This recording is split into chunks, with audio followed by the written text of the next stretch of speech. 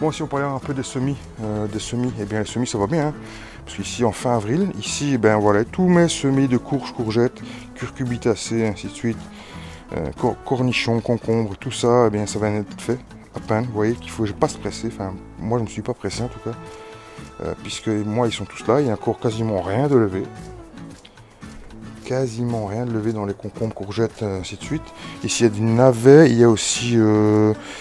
ça c'est du navet, voilà, du navet que j'ai refait une dernière fois. Et ici il y a encore, je ne sais plus, c'est des fleurs, mais je ne sais plus c'est quoi. C'est un 1030, mais bon, je ne sais plus c'est quoi. Je mettrai sûrement en incrustation ce que c'est, voilà, parce que je n'ai pas pris ma liste bien sûr avec moi. Toujours la courge, voilà, ici il y a toujours des courges. Ici il y a des laitues. Des laitues on attend d'être piquées. Ici il y a 3 fèves, parce que c'est des fèves qu'on m'a envoyées, donc c'est des fèves Crimson Flower Real. Voilà, ce sont des fèves que je dois repiquer, mais je vous les mettre à part pour pas que les hybrider avec mes fèves à moi, parce que bon, ça peut s'hybrider. Alors ici, des graines de courge que vous allez bientôt voir la vidéo. C'est des courgettes, graines de courgettes que je fais sécher. La vidéo est à venir, hein. Elle est déjà faite, elle va paraître juste après cette vidéo-ci. Puisque ça fait assez longtemps que j'ai plus mis de vidéo. Donc, alors ici encore du tournesol. Tournesol ici. Tournesol de toutes les couleurs. Hein, ici c'est le tournesol géant. Ici c'est de la patate douce. Alors écoutez, moi la patate douce, je veux dire que c'est quand même une assez bonne réussite en ce qui concerne les semis. Hein. J'ai remarqué qu'il y avait quelques youtubeurs, quelques abonnés qui ont du mal. Et bien moi, on va dire que voilà, tout s'est bien passé jusqu'à maintenant. C'est que les semis, hein. N'oublions pas que bon, celle-ci est un peu jaune, un peu jaunie, mais elle manquait, je pense, d'eau. Je viens de les arroser abondamment, enfin les arroser toujours par le bas. Hein. Moi, j'arrose le maximum par le bas, donc c'est-à-dire que je les fais tremper. D'ailleurs, je vais vous montrer la preuve. Regardez. Moi, c'est mes voilà. Ici, par exemple, voilà, ce sont des semis qui ont été faits de gombo. Gombo, c'est un légume africain, un peu connu, je pense, en France et en Belgique chez nous. Écoutez, je vous ferai une petite vidéo là-dessus, sur ce légume, si vous êtes intéressé, dites-moi. Je sais qu'Olivier a fait une vidéo il n'y a pas très longtemps, où on en a parlé aussi, où il en cultive. Donc voilà, je pensais être un des seuls à le faire, mais je ne suis pas le seul. Ici, ce sont voyez, des soucis, par exemple, et bien voilà, elles prennent un bain. Carrément, je les laisse à une demi-heure, peut-être les gros pots comme ça. Ici, même chose encore, que ce sont quoi? Ce sont des fleurs, je pense, ici. Voilà, ce sont des belles de nuit. Eh bien, je leur fais prendre la main pour qu'elles s'arrosent par le bas. Je n'arrose plus par le haut pour ne pas eh bien, perturber la semence qui est faite par le haut. Voilà, parce qu'en arrosant par le haut, eh bien, quand c'est des semences qui sont très fines, très petites, eh bien, vous pouvez soit les enterrer, soit les perturber un petit peu. Et voilà, et provoquer peut-être même la fonte des semis. Donc voilà.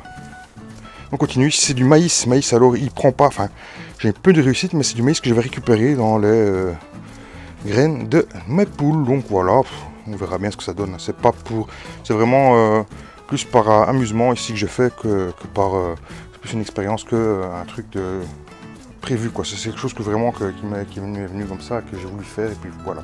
Ici encore du tournesol, parce que je vais faire les 3 sœurs, voilà, encore tournesol géant. C'est pour ça que je l'ai déjà fait, le tournesol géant il est déjà bien avancé. Ensuite je vais mettre des courges et bien sûr des haricots qui sont grimpants. Donc les haricots je lancerai bientôt. Mais avant tout il fallait que je lance le maïs, le maïs, mais aussi le tournesol, surtout le tournesol, pour que les haricots puissent se grimper aux branches du tournesol. Voilà. Ici quelques plants c'est du poivron, et poivron. Voilà, c'est les plus hauts, c'est les plus grands. Ils sont magnifiques, vachement grands. Ici il y a quelques plants de tomates déjà bien avancés en bouteille. Quelques plants de tomates que j'ai refait parce que j'avais quelques ratés. Voilà, et on voit que ça refonctionne. Et ici quelques plants de tomates en attente toujours. Alors vous avez les plants de tomates, il va y en avoir, hein, puisque on va en avoir. Ici encore de l'aubergine. Un petit plant de piment ici qui, à mon avis, en fait la gueule et à mon avis qui est presque foutu. Ici encore un petit aubergine, mais je ne sais pas si ça va vivre. Ici, eh bien, ce sont des poireaux. Ah, là, les poireaux, j'ai encore testé, mais bon, c'est pas encore la grande joie. On verra si ça va grossir. Si ça grossit, eh bien, on sera peut-être sauvé. Ici, des oignons que j'ai mis en semences, que j'ai essayé, voilà. C'est pas top non plus. Alors ici, en dessous, il y a des laitues. Je vais essayer de vous montrer. Ici, ce sont les petits pois grimpants que j'essaie de faire prendre. J'ai eu beaucoup d'échecs avec la marque de semences Protecta, je ne sais pas pourquoi. En fait, moins de la moitié ont pris en godet. J'ai voulu faire beaucoup de godets pour m'éviter les problèmes des semences, les problèmes pour me faire manger les semences par les limaces, excusez-moi. Et donc, j'ai beaucoup d'échecs, franchement, beaucoup d'échecs.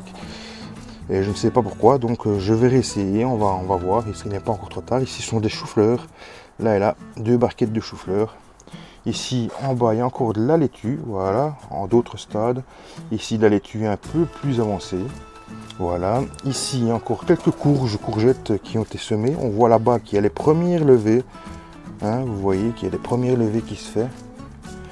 Ici à côté une plaque de laitue, qui n'est pas encore levée, qui commence seulement à lever. Ici on voit à côté il y a encore de la laitue aussi, à un autre stade, voilà. On a plusieurs stades pour la laitue parce qu'il faut en semer régulièrement pour ne pas jamais tomber à court.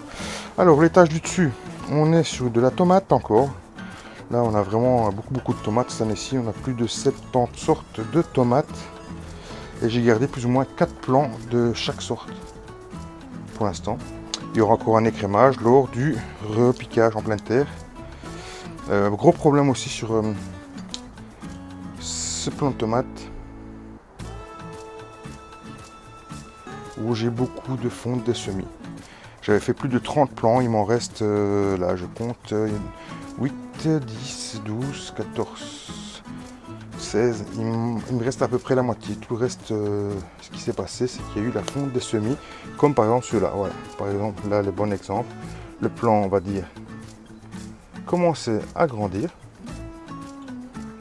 Et là, maintenant, vous voyez que le plant, eh bien, commence à fondre des semis. Donc, à mon avis, ceux-là, ils seront foutus. Et pourtant, ils sont les mêmes, ils ont été plantés au même moment que ceux-là. Vous voyez que ceux-là tirent la gueule, comme celui-là, hein, il n'est pas très terrible. Celui-là, voilà, il est petit.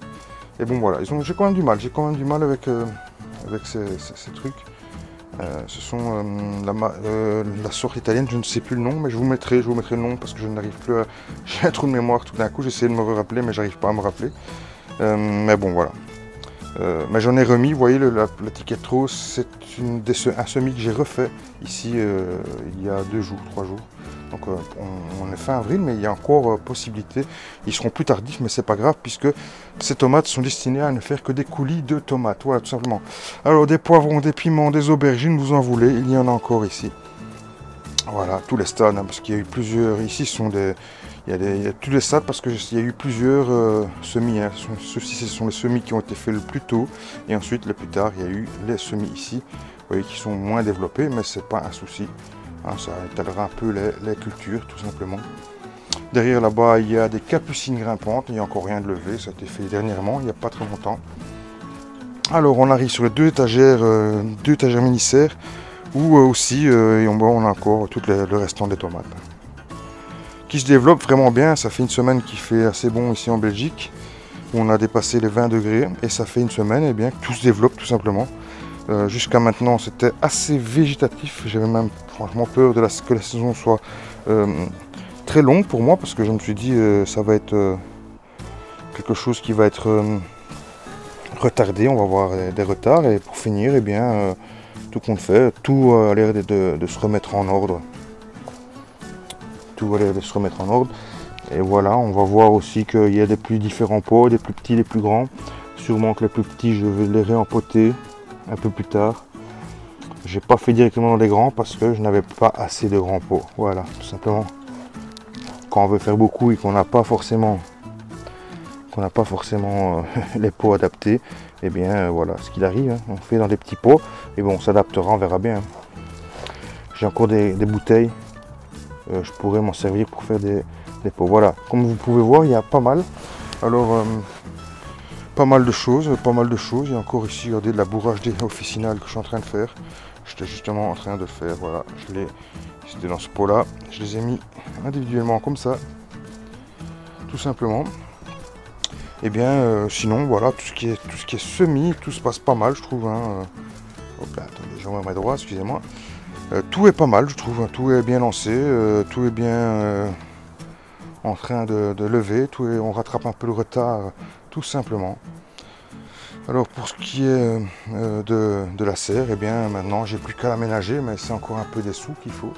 Et donc voilà, on a besoin maintenant d'attendre. Tiens, on va savoir la température. Tiens, je vais vous montrer un peu la température sous la serre aujourd'hui, alors qu'il y a un petit vent qui fait beaucoup moins chaud qu'hier. Il fait 32 degrés à l'heure actuelle. Pour moi, avec donc faut pas oublier que tout est ouvert, hein, rien n'est fermé. Mais 32 degrés, je trouve que c'est vraiment une très très bonne température, vraiment pour tout ce qui est semis d'été, tout ce qui est voilà, les semis sont idéalement.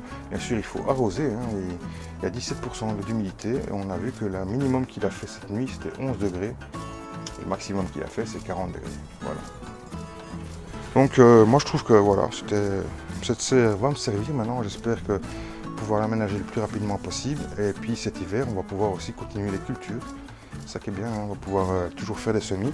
Et ça me permettra aussi de faire eh bien, du travail, un peu de travail l'hiver. Ce sera vraiment bien couvert, bien fermé. On refermera bien surtout. Et on sera vraiment à l'abri de tout cet hiver. Voilà les amis, n'oubliez pas de vous abonner si ce n'est pas encore fait, de laisser des petits commentaires, des petits pouces en l'air si ça vous a plu. N'oubliez pas de cocher la petite cloche pour rester averti des vidéos qui vont sortir à l'avenir. Et n'oubliez pas, bien sûr, c'est en semant n'importe comment qu'on récolte n'importe quoi. Les amis, ciao ciao!